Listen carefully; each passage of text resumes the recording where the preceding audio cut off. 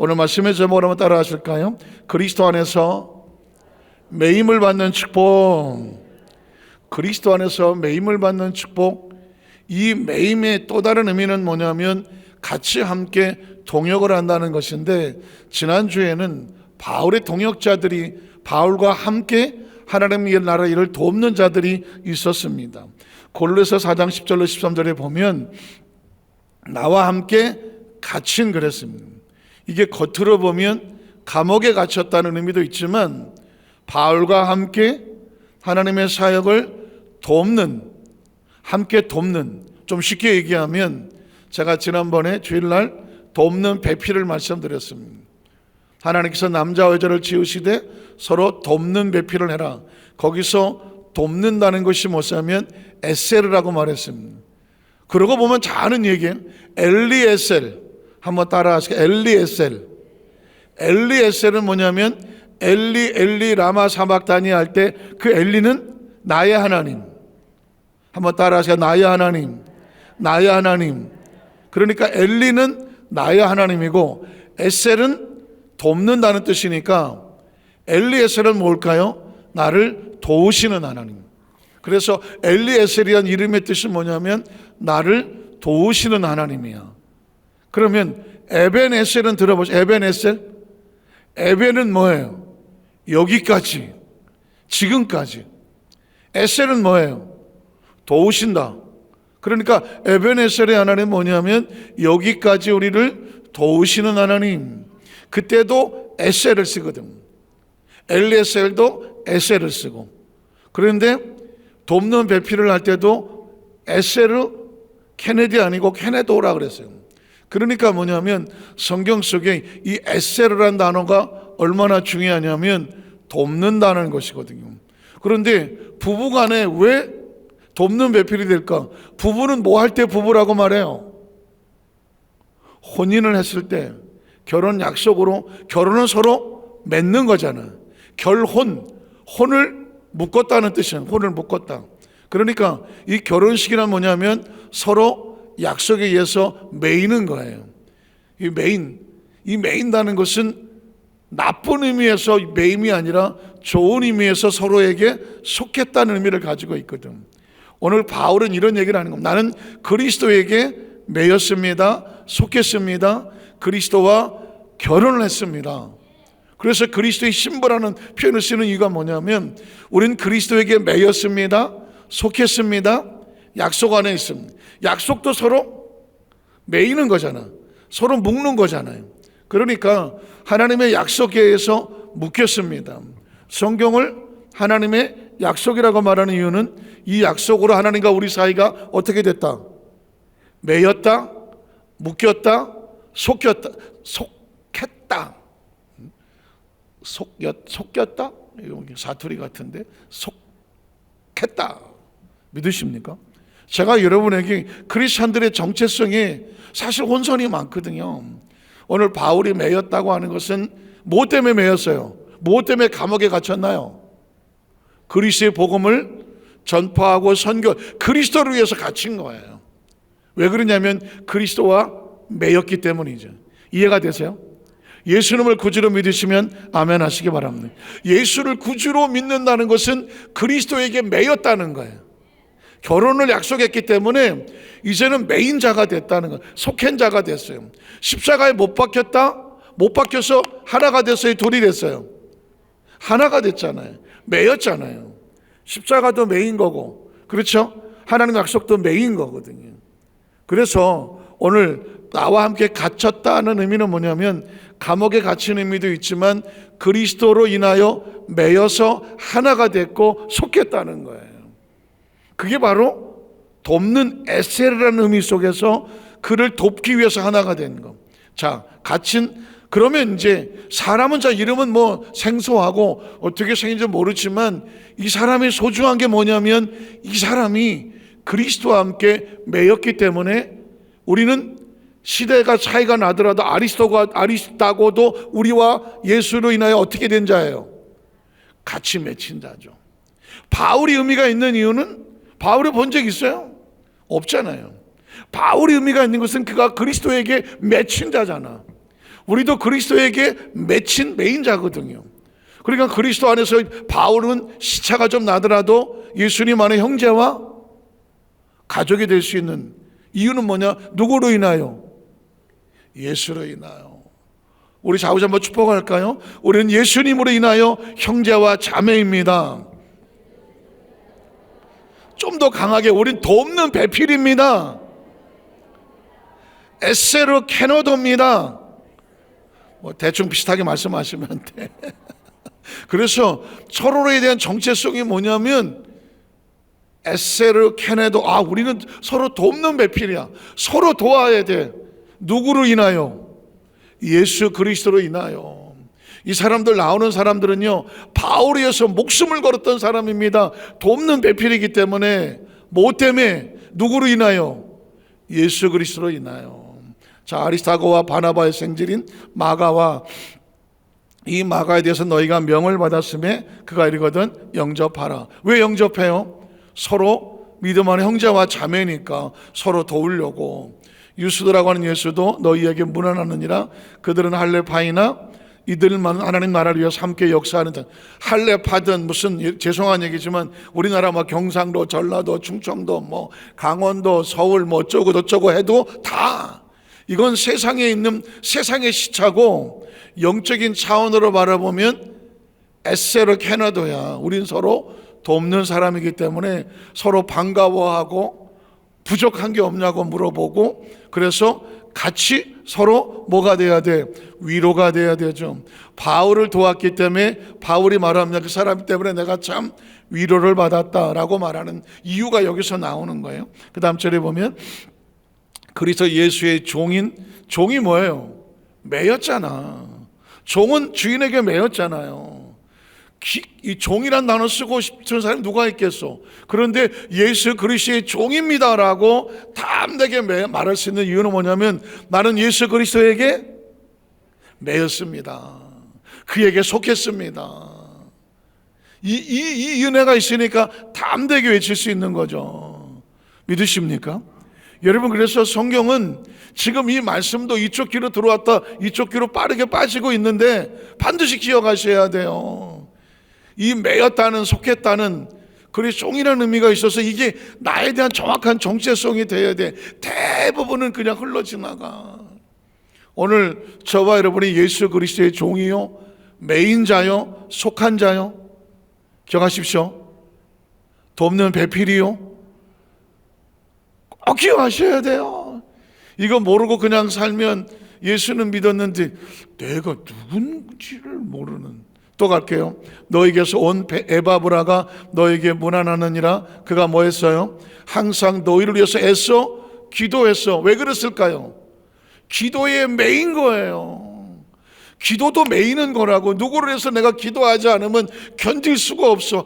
내가 그 기도에 매였어. 매였다는 게 뭐예요? 같이 묶이고 속했다는, 기도줄로 하나가 된다. 너희로 하나님의 모든 뜻 가운데 완전하고 확신 있게 뭐하기를 원한다? 서기를 구한다. 선다는 게 뭐예요? 어디 있을 때 잘 설 수 있을까? 사람도 서로 버텨줄 때, 서로 이것도 연결됐을 때 서 있는 것처럼 하나님과 우리가 서로 묶이고 하나가 됐을 때 비로소 온전히 설 수 있는 거죠. 항상 들어서 또 그 다음 절에 보면 그가 너희와 라이도기에 있는 자들과 히에라볼리에 있는 자들을 위하여 뭐 했을까요? 많이 수고하는 걸 내가. 수고도 왜 수고합니까? 서로 매이고 속하고 뭔가 나누고자 하는 그 심령이 동할 때 뭐 하게 된다? 수고하게 되는 거잖아요. 자, 이런 사람들이 있는데 오늘에 보면 그때 다 하지 못한 또 다른 동역자들이 있어요. 이 바울을 도왔던 또 다른 동역자들이 14절부터 나와요. 14절 누가 나올까? 사랑을 받는 의사 누가? 나는 누가를 안다. 누가 몰라? 누가 몰라? 누가 누가를 몰라? 이거 라임이 맞는 건데. 누가가 누구예요? 누가복음을 쓰고 사도행전을 썼던 바울과 같이 동역을 했던 사람이 누가예요. 누가라고요? 누가복음을 누가 그랬다고, 누가복음을 누가 썼냐 그랬더니 누가 썼지 누가 어떻게 하냐고 물더라고. 누가복음을 누가 썼다고요? 누가가 썼어요. 사도행전 누가 썼을까요? 누가가 썼어요. 그래서 바울의 사역 속에서 아주 중요한 동역자가 있는데 그 사람이 누구냐면 누가예요. 이 사람은 직업이 뭐냐면 의사였어요. 그래서 마태, 마가, 누가에 보면 사복음서 중에서도 누가복음은 누가가 썼는데 아주 디테일하게 예수님이 그 골고다 십자가에서 겟세마네 그 기도할 때 그의 땀방울이 변하여 핏방울이 됐다라는 표현까지 쓸 수 있는 사람이 누가예요. 사람이 극심한 스트레스로 인하여 땀을 흘리면 못의 혈관이 터지고 그 터진 핏줄기가 땀을 타고 내려오면 땀방울이 시뻘겋게 보인다고 그래요. 이건 의사가 아니면 캐치할 수 없는 거예요. 그런데 누가복음에는 의사가 있던 누가는 그걸 캐치해내요. 그래서 이 누가는 의사였는데 바울 속에 하나님의 사랑받는 사람이었고 또 데마가 너희에게 문안한다. 뭐 아시는 분도 있고 모르는 사람도 있지만 중요한 건 뭐냐? 바울의 사역에 그리스도로 인하여 메인바된 사람, 멀리 있긴 하지만 시간과 공간을 초월해서 저와 여러분처럼 예수님 안에서 형제와 자매가 된 사람이 이런 사람들이다. 또 그 다음 절에 보면 라오디게에 있는 형제들과 눈바가 누군지 잘 몰라. 하지만 바울의 기억 속에는 동역자거든. 그리고 그 여자 집에 있는 교회에 문안하다. 눈바가 누군지 모르겠지만 눈바와 그 여자라고 말했으니 눈바가 여자요 남자요? 여자죠. 그런데 그 여자의 집에 뭐가 있더라? 교회가 있어. 그러니까 자기 집을 교회로 내놓은 사람이죠. 안식구 첫날 주일에 바울이 그곳에 와서 예배를 드릴 수 있도록 눈바는 주위에 있는 사람들을 모아서 자기 집에 모이시고 그리고 그 집에서 예배를 드리게 하고 그래서 교회로 내어놓았고 예배가 끝나면 성찬을 뗄 때에 포도주와 떡을 준비하기도 하고 식사를 대접할 수 있도록 기꺼이 자기 집을 교회로 내놓은 사람이 누구다? 눈바라는 사람이에요. 그러고 보면 그냥 보던 눈바와 자기 집에 교회가 있던 눈바는 벌써 인식이 다르지 않아요? 예전에 순복음교회 성도들은 이렇게 기도했어요. 하나님, 우리에게 큰 장막을 달라고 입을 넓게 열었어요. 이유가 뭔지 아세요? 우리 집에서 교구 단합 예배 한번 들어보는 게 축복이라고 그랬어. 교구 단합 예배 한번 우리 집에 드려보고 주의 종들이 와서 그리고 성도들이 와서 예배를 드리고 어떻게 됐든지 뭐 떡을 하든 뭘 하든지 빈손으로 보내지 아니하고 음식을 마련해서 같이 먹는 거를 그걸 성도들이 큰 희망으로 알았어. 그래서 너도 나도 그런 기도 제목이 있었어. 큰 장막을 달라고 하는 그런 기도 제목이 있었다고. 목적은 야, 나 큰 집 살아. 큰 집을 자랑하려는 게 아니야. 그렇게 순수하고 예배를 사모하고 자기 집에서 예배 드리는 것을 사모했던 사람이 순복음교회 성도들이 장막 축복도 많이 받았어요. 가보면 이 집도 축복받았다 그러고 저 집도 축복, 가보면 뭐 이렇게 저렇게 장막에서 새로운 예배를 드렸어요. 저와 여러분의 삶의 현장 가운데 목적은 뭐냐면 교회가 돼야 돼요. 여러분의 장막에 복을 받더라도 그 안에 예배 초소가 되게 해달라고. 여러분의 자녀들이 세상에 성공적인 삶을 살아가는 목적은 뭐냐면 그가 하나님의 교회를 섬기는 축복의 통로가 되게 하여 주시옵소서. 영권의 복을 받던, 물권의 복을 받던, 건강의 복을 받던, 달란트의 복을 받던 목적과 이유가 뭐가 되냐면 하나님의 교회 공동체가 되게 하여 주시옵소서.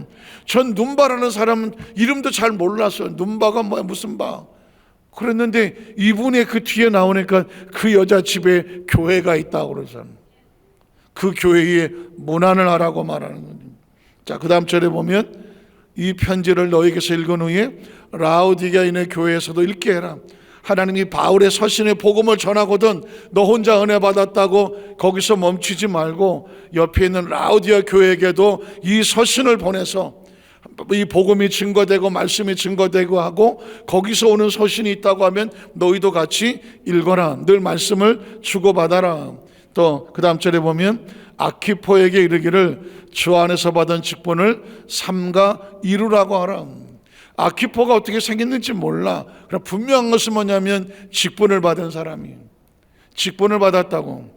그러면 그 직분을 어떻게 하라고?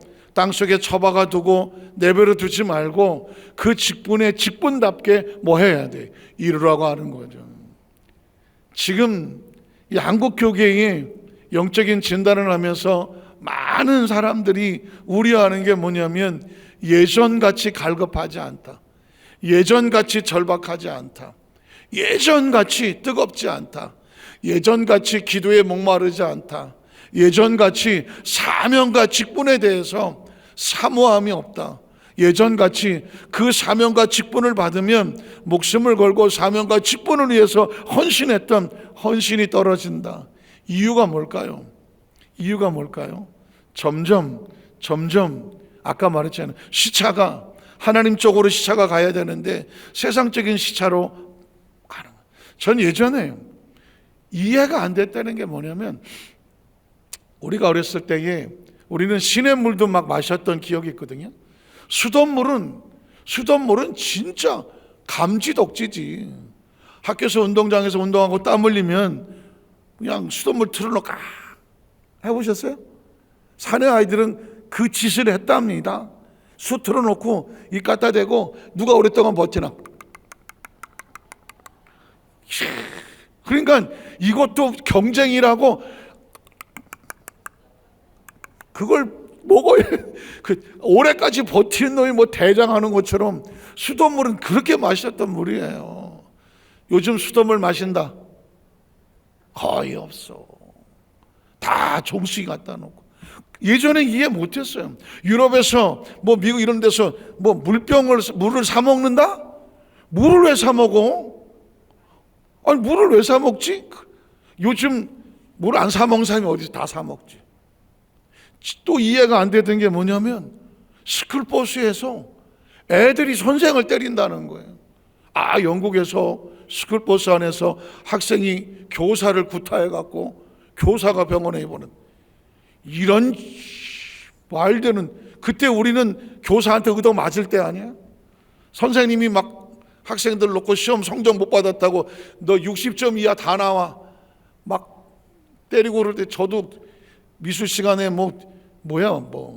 파스텔 안 가져왔다고 대걸레 자루로 이걸로 머리에다 자유낙하를 시켜갖고 이름 생각나서 강영봉 선생이라고. 니 안 갖고 왔어? 대거리 갖다 대. 나 잊어버리지도 않아. 우린 그렇게 맞아도 그냥 선생님들이 그냥 당연히 그 시대의 영국은요, 학생들이 그 선생을 때렸어. 지금 우리나라에 가끔씩 나지 않습니까? 이제는 이상하지도 않아. 학생들이 교실에서 막 선생을 초등학생이 막 여사 선생을 구타하고 뿐만 아니라 학부형들이 가갖고 선생을 또 구타하고 네가 우리 딸을 때렸냐 이러고. 이게 완전히 그냥, 그래서 그 학교 교사들이 스트레스가 너무 심해서 교사 안 하려고 하죠. 이러니 막 교권이 무너지고 학교가 정상적인 교육이 무너지기 시작하는데 유럽의 교회들이 텅텅 비어갖고 박물관으로 전락하고 어느 큰 교회는 하도 커갖고 서커스장으로 바뀌었다고 그러는. 그게 말이 되나? 우리 70년대만 해도 교회가 미어 터져갖고 옛날 여의도 순복음교회는 어떻게 들어간지 아세요? 2부 예배 끝나고 사람들 나올 때 남성 여성께서 나무 막대기로 이렇게 막았어, 못 들어가게. 그걸 또 부시고 또 들어가고 앞자리에 앉으려고 그래갖고는 또 이 나무로 이렇게 했어, 못 들어가지 말라고. 그러면 믿습니다 하고 또 들어가고 앞자리에다 또 의자 가방에 옷에다 자리 잡아놔 그런. 한 사람이 이러고 앉아있지. 우리 구역 식구들 안 치운다고 막 해라 그랬어. 어떻게 생각하세요? 지금은 전국의 기도원이 비지. 코로나 동안에 수만 개의 교회가 무너졌고, 지금 전국 지방에 있는 교회는 아이들이 없고 식구들이 없어서 지방에 있는 교회는 담임 목사가 가지를 않아.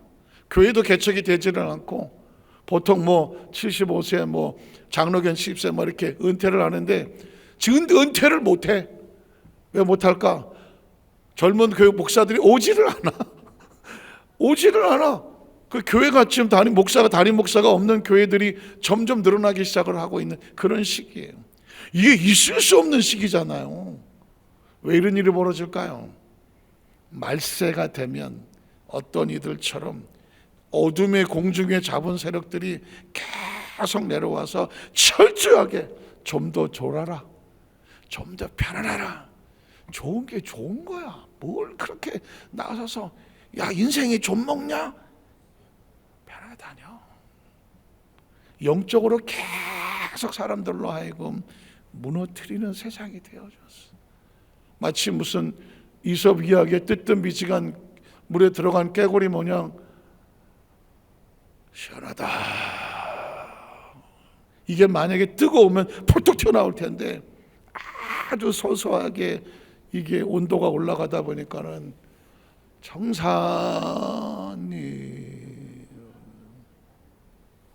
멍하는 사이에 깨구리가 삶아지는, 자기 죽는 줄 모르는 거죠. 여러분, 철저하게 지금 시대는 둘 중에 하나예요. 철저하게 영성으로 가거나 아니면 그냥 세상으로 밀려가거나, 밀고 올라가거나 밀고 내려가거나, 둘 중에 하나예요. 저희 교회가요, 코로나 이전에는요, 그 유튜브 영상의 구독자가 900 얼마인가 그랬어.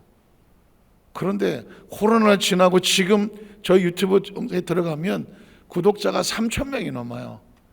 어쩌다 보니까 그렇게 됐어요. 그 얘기는 뭐냐면 어디서든지 모르겠어, 어디서인지 모르겠지만 말씀을 듣고 영상으로라도 예배를 드리는 갈급한 성도가 있다는 거예요.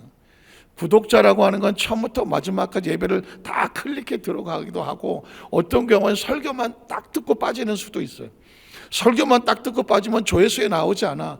처음부터 마지막까지를 다 들어야 한 사람만 구독자가 나와, 조회수가 나와. 주일날 같은 경우에 보면 지난주 보니까는 주일날 한 2부에 300, 3부에 300 하면 최소한 600명이 예배를 드렸어. 어떤 심할 때는 500, 600도 갈 때도 있어요. 그러니까 어디선가 예배를 사모하는 갈급한 성도가 있는가 하면 어느 순간에는 교회로부터 멀리 떨어져 나간 그런 성도들도 있어. 시대적으로 그래. 지금 시대가 그래.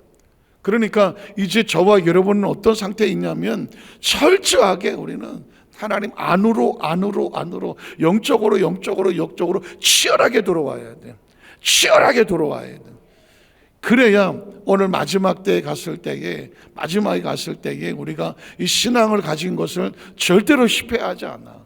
오늘 성경에 아키포에 이르기를 주 안에서 받은 직분을 삼가 이루라고 하는 것은 더 이상 미루지 말고 처음 얻었던 그 사명의 직분을 끝까지 감당하라는 거예요. 권사님들이라면 처음 권사 취임할 때에 서약했던 거, 집사님들이라면 집사 직분 받을 때 서약했던 거, 안수 집사님, 장로님들이라고 하면 처음 사명 받았을 때 그 서약했던 거, 그거 잊어버리면 안 돼요. 그래서 에베소 교회에게는 첫사랑을 잃어버리지 마라. 네가 처음 은혜 받았을 때 하나님께서 했던 첫사랑 잃어버리지 마라. 이유는 뭐냐면 둘 중에 하나에 밀려 내려가거나 끌고 밀고 올라가거나. 한번 따라 하실까요? 밀려 내려가거나 밀고 올라가거나. 어떻게 하시겠어요? 밀고 올라가야지. 밀고 올라가야지. 목회를 하는, 제가 여러 번 얘기하지만 제 담임 목사라는 이 목회자의 딜레마는 뭐냐면 매너리즘이라는 거예요. 매너리즘. 목회를 한 37년 이 정도 하거든요 지금. 그러면 37년을 했어. 그 가만히 있어도 뭐가 나올 것 같잖아. 다른 거는 돼. 목회는 안 돼. 목회는 매일매일 새롭지 않으면, 매일매일 새롭지 않으면 밀려 내려가는 거예요. 말씀도 끊임없이 새롭지 않으면 밀고 내려가는 거예요.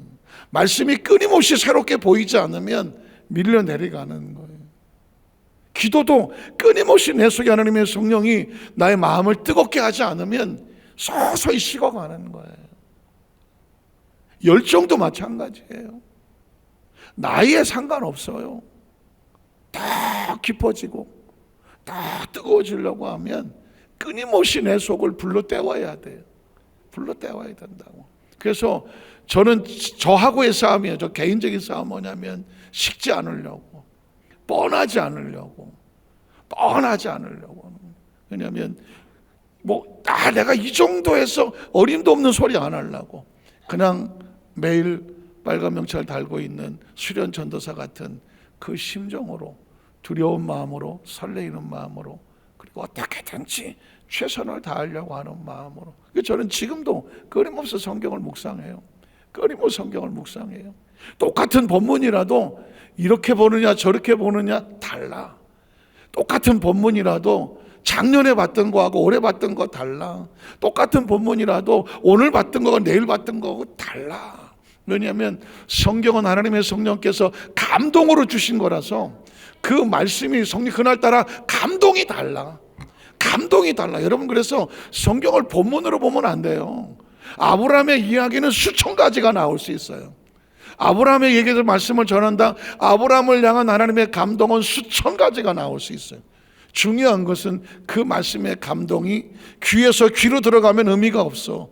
머리만 커져갖고 이건 오히려 독이야. 여러분이 말씀이 들어왔을 때 여러분의 마음과 영혼을 건드리고 심령을 울려서 이게 나에게 주시는 레마다라고 그 말씀에 부딪히거든 그게 생명이 된다는 사실을 꼭 기억하시기를 주의 이름으로 축복합니다. 오늘 말씀처럼 삶과 이루고 한번 따라하시겠습니다. 나는 내게 맡겨준 사명과 직분을 삶과 이루고 있는가? 삶과 이루고 있는가? 제가 달란트 비유함하고 말씀을 마치겠는데요. 자, 5달란트, 2달란트, 1달란트 주인이 주고 갔어요. 사명이 뭐예요? 주인이 다시 올 때까지 이 달란트를 가지고 땀 흘려 헌신하고 노력해서 뭐 해라? 남겨라. 한번 따라하세요. 남겨라. 그래서 5달러 받은 사람은 뛰어가서 열심히 일해서 5달러 남긴 거예요. 2달러 받은 사람은 뭐 할 일이 없어갖고 열심히 나가갖고 이래서 2달러 남긴 줄 아세요? 아니에요. 그게 사명과 직분인 걸 알았던 거예요. 문제는 1달러예요. 이 사람 참 연구 대상인데 왜 난 하나야?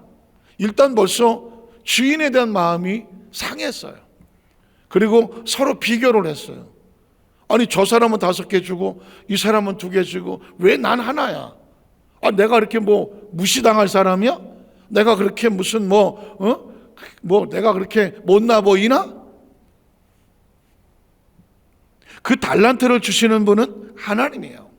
그리고 그 달란트는 평생 결정할 게 아니야. 지극히 작은 거지만 거기에 헌신하면서 그 다음에 2달란트가 되고 그 다음에 5달란트 되는 거. 어쩌면 2달란트 받은 사람은 처음부터 2달란트 안 받을지 몰라요.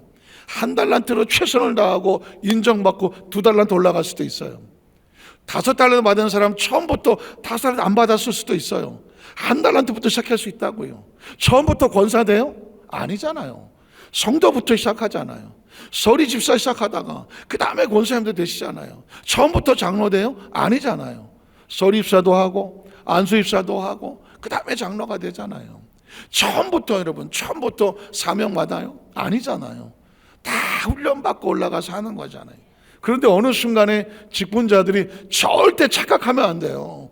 서로 비교 안 되든가 아니면 왜 저 사람만 알아주고 난 안 알아준다든가 아까 그런 것처럼 외부에서 인정을 받으려고 하면 안 돼. 우리를 인정받을 분은 하나님이에요. 믿으십니까? 그런데 하나님께 받은 사람은 기분 나빠서 안 해. 나 안 알아줘서 안 해. 난 뭐 이렇게 뭐 하나밖에 안 줘서 안 해요. 이런 가지 모든 핑계를 대면서 까딱도 안 해요. 여러분, 이러면 누구 손해인 것 같아요? 본인 손해예요. 주인이 왔을 때 이렇게 말합니다. 너 뭐야? 그랬더니 나 알아주지도 않는데 내가 뭐 이렇게 할 필요 있습니까? 그래서 그냥 땅속에 처박아 두고요, 나 아무것도 안 했어요. 그때 주인이 뭐라 그래요? 약하고 게으른 종아. 이 약하고 게으른 종아. 이 약하고 게으른 종아, 너 바깥 어두운 데 쫓겨나서 슬피 울며 이를 갈아라. 아주 쓸모없고 무익한 종. 신앙생활은 사람 보고 하는 거 아니에요. 누가 알아줘서 하는 거 아니에요. 철저하게 하나님과 1대1로 하세요. 한번 따라하세요. 헌신은, 사명은, 봉사는, 직분은 하나님과 1대1이다. 1대1이다. 1대1이다. 아무도 안 알아주거든 할렐루야 하십시오. 왜냐하면 누가 알아주면 벌써 그 사람한테 받은 상급만큼 하늘의 상급은 적은 거예요. 하세요. 아무도 안 알아주거든 할렐루야 하세요. 누군 알아주신다? 하나님 알아주신다. 앞으로 철저히 목회하면서 가장 가슴 아픈 건 뭐냐면, 그렇게 열심히 하셔야 될 큰 사명과 직분을 받았는데 기분 나쁘다고 안 해. 안 해. 그래서 아니, 세월은 자꾸 가는데, 시간은 자꾸 가는데 왜 저 아까운 시간들을 다 허비하고 계실까? 나중에 턱하니 회개하고 결산할 시간이 왔을 때 너는 왜 그랬냐 했더니, 나 누구 때문에 기분 나빠서 난 못했어요. 그럼 야, 누구 때문에 기분 좋으라고 내가 너한테 사명 맡겼냐? 너한테 집사 맡기고 권사 맡기고 뭐 안수집사 맡기고 장로 맡기고 하나님이라고 했냐? 나보고 하라고. 나보고. 누구 보고 하라고? 누구 보고 하라고? 담임 목사님 보고 하라고? 하나님 보고 하라고. 상급은 누가 줘요? 결산은 누가 해요? 칭찬은 누가 해요? 적어도 이런 정도의 멘탈을, 이 정도의 영성을 가지고 있어야 시험에 들지 않아요. 신앙생활에서 가장 가슴 아픈 게 뭐예요? 시험 들어서 안 나오는 거 아니에요. 목욕탕 주인 기분 나쁘게 생겼다고 나 절대 목욕하러 안 가시. 누구 손해예요? 자기 손해요. 자기 손해요. 그렇잖아요. 나 목욕탕 주인하고 싸워서 목욕 안 한다. 없어요? 거기 없어요? 없잖아요. 버스 기사하고 싸워서 나 버스 안 타고 다닌다. 없어요? 아니잖아요. 절대로 시험 들면 안 돼요. 절대 시험도 안 되고요. 신앙은 1대1이에요. 1대1이라고. 그래서 하나님 바라보고 하나님 안에서 믿음으로 잘 끝까지 맡겨진 사명을 잘 이루시는 우리 여도수만자교회의 지혜롭고 총명한 성령 되시기를 주님의 이름으로 축원합니다. 기도하겠습니다. 하나님 아버지 감사합니다.